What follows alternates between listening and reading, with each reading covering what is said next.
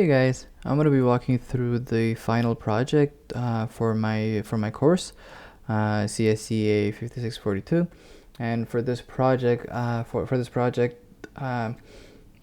basically ever since we did the Cycle Monet paint, the CycleGAN project for the Monet paintings for the week 5 assignment, I really wanted to try something like this, which is basically to take an image of a person and generate a comic image based on that person, right? I really wanted to try something like this because I found GANs to be fascinating, so that's why I did this. I thought this would be a cool project. So basically, I'm taking a data set from Kaggle that we can see from this link.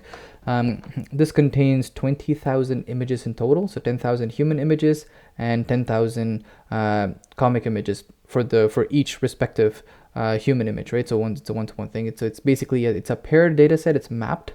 So I thought this would be a cool project to try on, and that's what we did, and that's what we're gonna do. So the plan for this is we're gonna look into the data set. We're gonna perform some EDA, look into some of the images, and then we're gonna go right into training our models.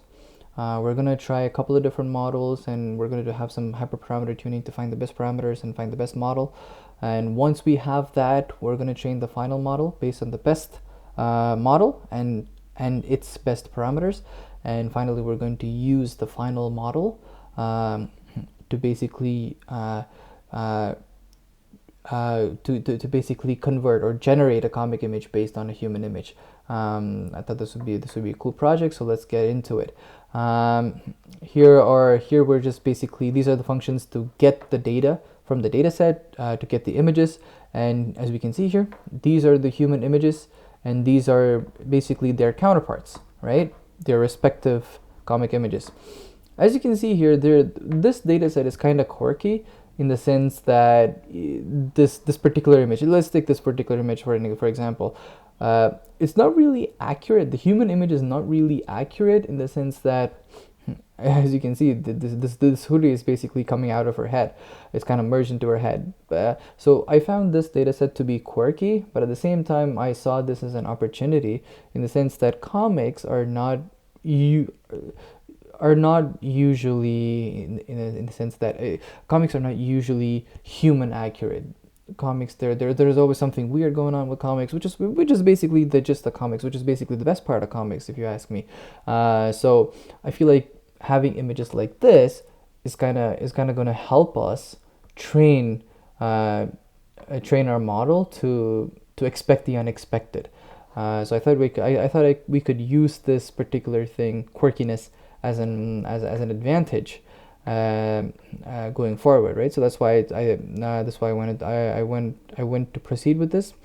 So yeah, that's basically our observation for looking over here, and then we're going to visualize the RGB values, the pixel values. As you can see in the human face, in the human images, there's a lot of light going on, which makes sense, right? Light background, it's fine. It makes sense. And the comic version is kind of more vibrant. It's more colorful, which again makes sense, right? It's comics. It's more vibrant. It's more colorful. It makes sense. So that's for the EDA part. Now we're going to go into training the actual model. For this, we're going to use the CGAN framework, which is a conditional GAN. So to think about, if you want to think about it, it's basically a traditional GAN, but with a condition, in the sense that we're going to add an extra information.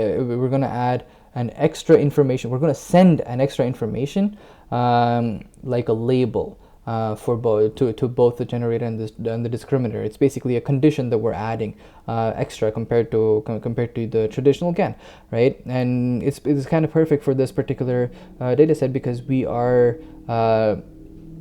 do have labels, and we're kind of mapping, these images, right? It's a one-to-one mapping for the human faces and the comic faces, right? So it's kind of perfect for this for this particular data set. So that's why we were going with the CGANs. And we're going to train a couple of different train a couple of different models for the generator. We're going to use the UNet generator, and we're going to create a light ResNet generator. Ideally I wanted to use the ResNet generator, use the ResNet for the generator, but when I first did it, the ResNet model alone took about like 10-15 hours, or sorry, 12 hours for for training for the hyperparameter tuning, right? So this is not this is not sustainable, especially considering the device that I had. So we're gonna go with the light ResNet generator. Hopefully this is good. Hopefully this is as accurate as the ResNet. So let's see how this goes. We're gonna use patchgan for the discriminator, and we're gonna use lambda values, lambda L1 values, and learning rates. So these two are going to be our hyperparameters. We're going to test two values for each hyperparameter, and so let's get to it. Here's the code for the UNet generator. Here's the code for the light ResNet generator. Here's the patchgan discriminator, and here are the two loss functions. We're going to use two different loss functions for both the generator, for each generator. We're basically going to use use a combined loss function of GAN loss and L1 loss for the UNet, and we're going to use just the GAN loss for the light ResNet. And let's see how this goes. Here's the visualization helper, and here's the function that displays images within an epoch. So every 5 epochs it basically displays an image, comparing the original comic image, the target comic image, and the generator comic image. So basically it's just for us to see how we're progressing within the epochs, right? Here's the code to train. Here's the for loop for the epochs. We're basically going to use 50 epochs for the training, for each tuning model. Again, I wanted to do a bit more, but considering the limitations I had with the device, I went with 50, and it's tuning, so it's fine. Here we are. Here's the hyperparameters that we're training. Here's the actual code for the hyperparameter tuning, and here is when we're training the UNet model, the UNet generator, right?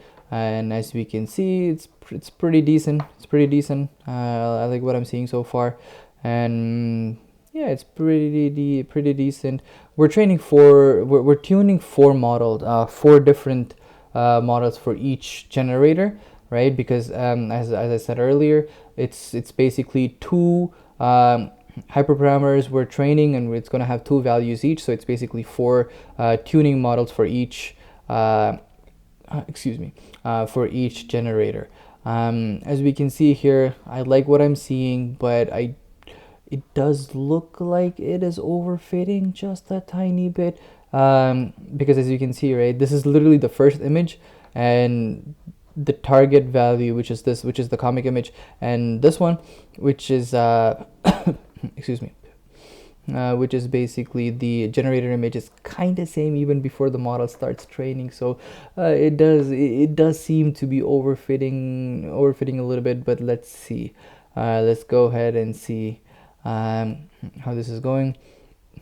I accidentally printed the graph twice, but yeah. And here's our final model for the tuning. Similar issue over here, and yeah, it does seem like we're overfitting, but let's see. This is the UNet, and we're gonna do the ResNet model, light ResNet model over here, and yeah, this is not even resembling a phase, as you can see. But yeah, let's go ahead. Let's keep going. Yeah, these are all the training. This is just the hyperparameter tuning, and you know, after every tuning model, we do visualize the loss functions, and we'll see how it goes. And our first observation is, even with the last one, it kind of resembles a face, but it's not there yet, right? It's not there. It's not just about being blurry. It's kind of being blobby, you know. So it's not good.